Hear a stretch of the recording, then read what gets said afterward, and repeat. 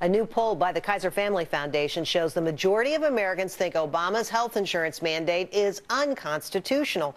In fact, 54% of Americans say the Supreme Court should rule against the mandate, with only 17% actually in support of Obama. Time to bring out the panel. Ryan Frazier is the CEO of Western Skies Forum in Denver. Carol Roth is a business expert and best-selling author in Chicago. And Elizabeth Meinecke is the deputy managing editor of TOwnhall magazine in D.C. Ryan, let's start with you. What do you make of this story? Yeah, I think it says a lot. The fact that 54% believe the high court should basically rule against the mandate, only 17% think they ought to uphold it, is a very telling indicator that most people across this country feel that this health care law really does violate that principle of individual responsibility with a government that's trying to manage our lives. Let's hope the high court agrees. Carol, what do you say? I think that not only do they think it's unconstitutional, it's clearly unpopular, because everyone's got the 411 that when the government gets involved, the costs go up. If you look at the 2012 proposed budget, health care is already almost a quarter of that budget. Nobody wants to see that number increasing, Jerry. And it very well could. Elizabeth, what do you say?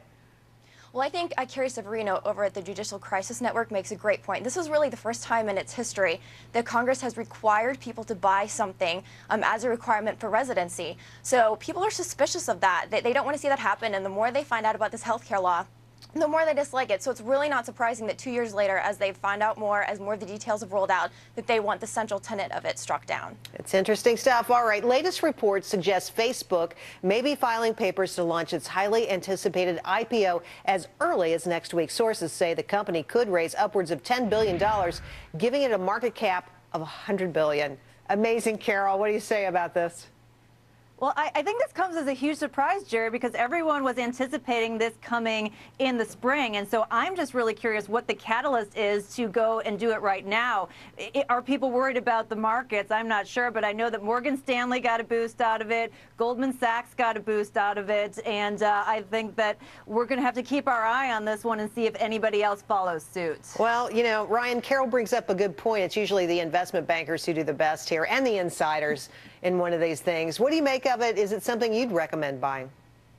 Well, you know, if you look at the sheer fact that so many people are on Facebook, I think it's going to be a big deal, Jerry. I think a lot of folks are really going to be excited about this IPO. I think there's a reason they're moving in this direction. I think there's demand for it. And so we'll see how it all plays out. But in reality, they have literally over 100+ million people already on Facebook. I think it's safe to say they're going to have a lot of folks who are going to go out there and buy those stocks. Well, the Willis Report is on Facebook. We're pro-Facebook. Elizabeth, what do you say? Well, I mean, I agree. Facebook is more important than ever before. You have businesses on it, you use it for networking. It's not just a place where, you connect with friends anymore. There's so much potential there. They also might be, too, feeling a little bit of pressure by other mediums getting a lot of attention. Twitter's rising and everything, so they might really feel the need to kind of get ahead and really put this out there. All right, here's an important story that I think we should all pay a lot of attention to. It's no secret women love to shop, but what about you guys? Turns out men tend to waste more money when they shop, more money on coffee, and they're not particularly good at buying used cars. Now, a scientific study was conducted by Lease Trader. It shows women have the upper hand when it comes to asking the right question and getting the most bang for their buck. Elizabeth, are you with me here? Well, I do have to say that I think that this is one of those situations where it goes back to the old adage of men don't really want to stop and ask for directions. I think when it comes to the safety of cars, women feel more comfortable in that environment, kind of asking questions and getting to know things. And insurance companies have traditionally, treated women as approaching driving from a more safety perspective as well. That's why young women starting out usually have lower insurance rates than young men. Well, Carol, I mean, you don't even have to talk about buying used cars, right? I mean, you can talk about practically investing. You can talk about almost any financial transaction. Women just are stellar at this. We really lead the way.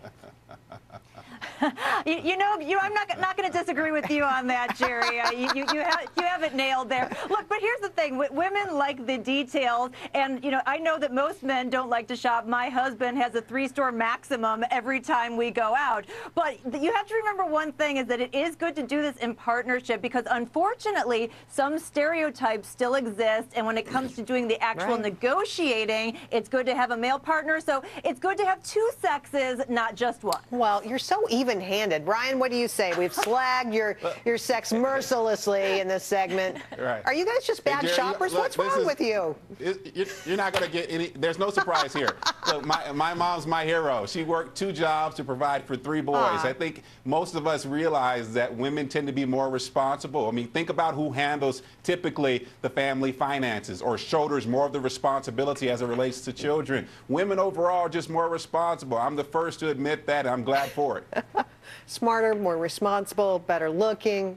Is there a longer list than that? I don't think so. Okay, I'm sorry. I'm getting carried away here. Ryan, Carol, and Elizabeth, thanks for coming on tonight. We really appreciate your time.